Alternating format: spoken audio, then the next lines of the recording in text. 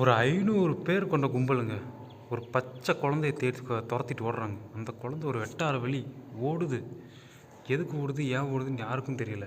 ஆனால் அந்த குழந்தை ஓடிக்கிட்டே இருக்குது. யாராச்சும் தன்னை காப்பாற்ற வரமாட்டாங்களா அப்படின்னு சொல்லி ஏங்கி அப்படியே தவிச்ச வாங்கி ரத்தத்தோடு ஓடுது. உடம்பு ஃபுல்லாக ரத்தம், நெத்தியில், கையில், காலில் ஃபுல்லாக ரத்தம். பின்னாடி பார்த்தா 500 பேர் எருமாடுகளாட்டம் அப்படியே துரத்திட்டு பின்னாடி அப்படியே ஓடி வர்றானுங்க. ஏன் எதுக்குன்னு யாருக்குமே தெரியாது. ஏன்னா அதான் படத்தோட ஓப்பனிங் சீன். என்ன ஏதுன்னு யாருக்குமே தெரியாது. அந்த குழந்தையோட மனசுக்குள்ளே ஒரே ஒரு எண்ணம் மட்டும்தான், தன்னை எப்படியாச்சும் காப்பாற்ற யாராச்சும் வரமாட்டாங்களா அப்படின்ட்டு. உடனே எங்கேருந்தோ ஒரு பெரிய காருன்னு வருது. அந்த காருக்குள்ளேருந்து அப்படியே விஜய் சார் இறங்கி வர்றாரு.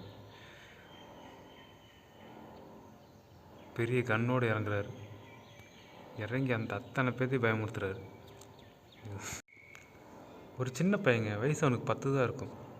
அவன் கிட்டத்தட்ட பார்க்குறதுக்கு ரொம்ப ஒல்லியாக சோடா அப்படிலாம் போட்டுக்கிட்டு பசங்க ஸ்கூல் டைமில் பசங்களை கிண்டல் பண்ணுறதுக்கே செலவெடுத்து செஞ்ச மாதிரி ஒரு முகம் அவனுக்கு. அவனுக்கு இருக்க ஒரே ஒரு ஆசை என்னென்னு தெரியுங்களா? தான் ஸ்கூல் போயிட்டு அந்த ஒரு நாளாவது நிம்மதியாக யாருக்கிட்டையும் எந்த ஒரு பேச்சு வாங்காமல் நிம்மதியாக ஸ்கூலுக்கு போயிட்டு சந்தோஷமாக திரும்ப வீட்டுக்கு வரணும். அது மட்டும்தான் அவனோட ஒரே ஒரு ஆசை. ஆனால் அந்த ஒரு ஆசை அவனுக்கு வாழ்க்கையில் நடக்கவே இல்லை. ஏன் அப்படின்னா, அவனை எப்போயுமே கிண்டல் பண்ணுறதுக்கு ஒரு 10 பேர் இருப்பாங்க அந்த ஸ்கூலில். ஈவன் டீச்சர்ஸ் முதற்கொண்டு அவன் அவனுக்கு பிடிக்கவே பிடிக்காது. அவனை யாருக்குமே பிடிக்காது. அவன் மட்டும்தான் பிடிக்கும். அவனுக்கு மட்டும்தான் அவனை பிடிக்கும். ஸோ எப்படியாவது இந்த ரியாலிட்டியிலேருந்து எஸ்கேப் ஆகணும் அப்படின்னு நினைக்கிறவனுக்கு ஒரே ஒரு சான்ஸ் ஒன்று கிடைக்குது. அது என்னென்னா, நைட்டு தூங்கும்போது அவன் கனவுல என்ன நினைக்கிறானோ அது ரியாலிட்டியில் நடக்கும். அப்படியாப்பட்ட ஒரு வரம் அவனுக்கு கிடைக்குது. அந்த வரத்தை யூஸ் பண்ணி அவன் என்னென்ன பண்ணான், அவன் லைஃப்பில் என்னெல்லாம் நடந்துச்சு, அது அவனுக்கு ஹெல்ப்ஃபுல்லாக இருந்துச்சா, அது லைஃப்பை எந்தளவுக்கு அவனுக்கு மாற்றிச்சு, ஸ்கூலில் இருக்க எல்லோரும் அவங்களோட ஃப்ரெண்ட் ஆனாங்களா இல்லையா, அவனோட நார்மலான ஒரு வாழ்க்கையை வாழ்ந்தானா இல்லையா, அதான் அந்த படத்தோட கதை. ஒரு பெரிய பேட்டில் செட்டப். அந்த பேட்டில் செட்டப்பில் கிட்டத்தட்ட இந்த பக்கத்தில் கன்னோட ஒரு 100 பேர் நிற்கிறாங்க, அந்த பக்கத்தில் ஒரு கன்னோட ஒரு 100 பேர் நிற்கிறாங்க. எதுக்கு சண்டை, ஏன் சண்டைலாம் யாருக்கும் தெரியாது. ஆனால் ஃபைட் நடந்துருச்சு. அந்த பக்கத்தில் ஷூட் பண்ணுறதுக்கு ஆள் ரெடியாக இருக்குது, இந்த பக்கத்தில் ஷூட் பண்ணுறதுக்கு ஆள் ரெடியாக இருக்காங்க.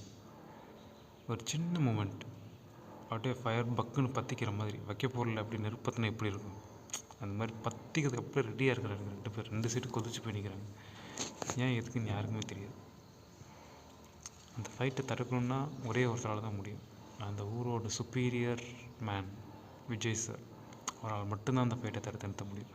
அவர் யார், பெரிய லார்டு லபக்தாஸ் அப்படின்னு கேட்டுறதிங்க. அவர் அந்த ஊர்லேயே ஒரு பெரிய கை, தாதாங்களுக்கெல்லாம் தாதான்னு சொல்லுவாங்களே, அந்த மாதிரி ஒரு ஆள் தான் விஜய் சாருங்க.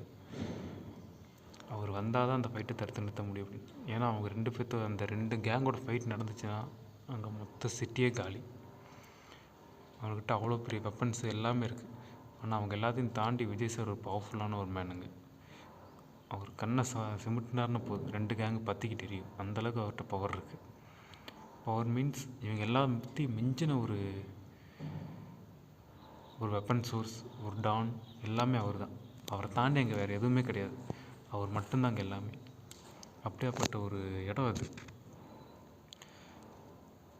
சரி, வருவார்னு சொல்கிறீங்க, அவர் எப்படி வருவார்? அதுக்கு ஒரு பில்டப் ஒன்று க்ரியேட் பண்ணி அவர் அப்படியே நிற்கிற அந்த ஒரு இடத்துல அப்படியே அந்த தியேட்டர் மொத்தமும் எரக்ட் மாதிரி ஒரு ஸ்டோரி ஒன்று அது. இது சும்மா இது ஒரு இன்ட்ரோ மட்டும் தான் நான் யோசிச்சு வச்சேன். பட் ஸ்டோரியை டெவலப் பண்ணி சொன்னால் சூப்பராக இருக்கும்.